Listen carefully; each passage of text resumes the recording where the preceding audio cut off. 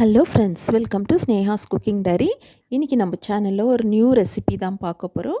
அதுக்கு முன்னாடி நீங்கள் சேனல் சப்ஸ்கிரைப் பண்ணலைன்னா சப்ஸ்கிரைப் பண்ணிங்க, பெல் ஐக்கான் கிளிக் பண்ணுங்கள். அப்போ தான் நான் போடுற வீடியோஸ் எல்லாம் உங்களுக்கு உடனுக்குடனே நோட்டிஃபிகேஷன் வரும்.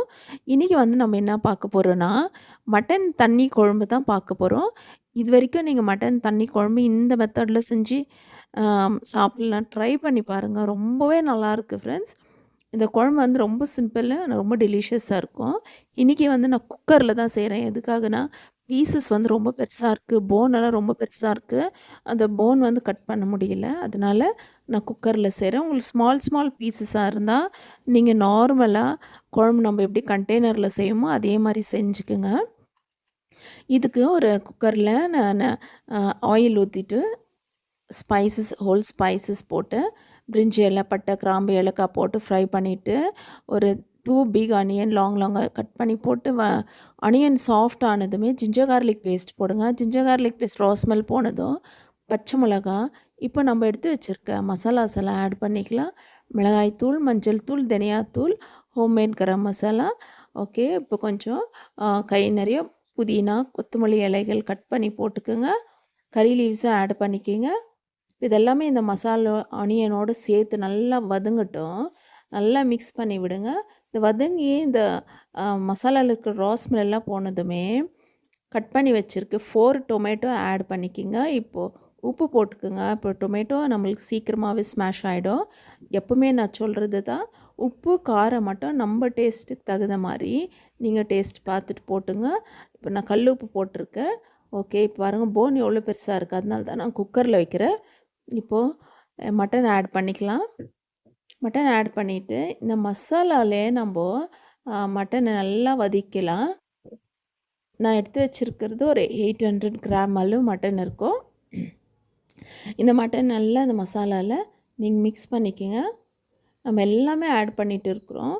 மிளகாய்த்தூள், மஞ்சள் தூள், கரம் மசாலா, தக்காளி எல்லாமே ஆட் பண்ணிகிட்டு இருக்கோம்.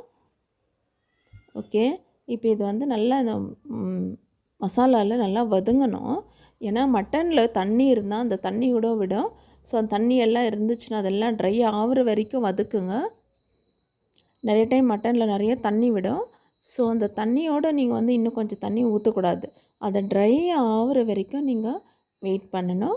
ஓகே, அது வதங்கட்டும். ஒரு பக்கம் நம்ம மசாலா ஒன்று ரெடி பண்ணிக்கலாம். ஒரு பவுடரு, அதுக்கு சோம்பு எடுத்திருக்கேன். சோம்பு, அப்புறம் மிளகு, நம்ம இதெல்லாத்தையும் உரலில் நல்லா தட்டி எடுத்துக்கலாம். நல்லா ஒரு கொரகொரப்பாக தட்டி எடுத்துக்கலாம். மிளகு 1 ஸ்பூன், சோம்பு 1 ஸ்பூன், சீரகம் 1 ஸ்பூன்.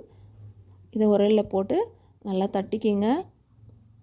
இது நம்ம இந்த மாதிரி தட்டி போடும்போது அந்த ஃப்ளேவரு, டேஸ்ட்டு, அப்புறம் இந்த சோம்பு உடைய வாசனை இதெல்லாமே ரொம்ப ஒரு எக்ஸ்ட்ரா ஃப்ளேவர் கொடுக்கும் நம்மளுக்கு இந்த மட்டன் தண்ணி குழம்புக்கு. ஓகே, பாருங்கள், இந்த மாதிரி நீங்கள் தட்டி எடுத்துக்கணும். தட்டி எடுத்துகிட்டு இப்போ நம்ம மட்டன் நல்லா வதங்கிடுச்சு பாருங்கள். இதில் ஆட் பண்ணிக்கலாம். இப்போ நல்லா மிக்ஸ் பண்ணிக்கோங்க. பாருங்கள், பார்க்குறதுக்கே எவ்வளோ நல்லாயிருக்கு. வாசனையும் அந்த அளவுக்கு கமகமகமானது. ஓகே, நீங்கள் குக்கரில் செய்கிறதா இருந்தாக்கா நீங்கள் கொஞ்சமான தண்ணி ஊற்றிக்கிங்க. ஏன்னா அது தண்ணி குழம்புன்றதுனால தண்ணி நான் மட்டன் முழுகிற அளவுக்கு ஊற்றிருக்கேன். பாருங்கள், 1 லிட்டர் அளவு தண்ணி ஊற்றிருக்கேன் நான். குக்கர் க்ளோஸ் பண்ணிட்டு ஸ்டீம் வந்ததும் வெயிட் போடலாம். நான் வெயிட் போட்டுட்டு நல்லா ஒரு 15 to 20 மினிட்ஸ் மீடியம் ஃப்ளேமில் வச்சு விட்டுட்டேன். பாருங்கள், சூப்பராக நம்மளுக்கு மட்டன் தண்ணி குழம்பு ரெடி ஆயிடுச்சு. இது இப்படி தண்ணியாகவே நீங்கள் சாப்பிட்லாம். தோசைக்கு, ஆப்பத்துக்கெல்லாம் கூட ரொம்பவே டேஸ்ட்டாக இருக்கும் ஃப்ரெண்ட்ஸ். இட்லிக்கு கூட நல்லாயிருக்கும். நம்ம போட்டிருக்கிற மசாலாஸ் எல்லாமே ஹோம்மேடு இன்க்ரீடியண்ட் தான்.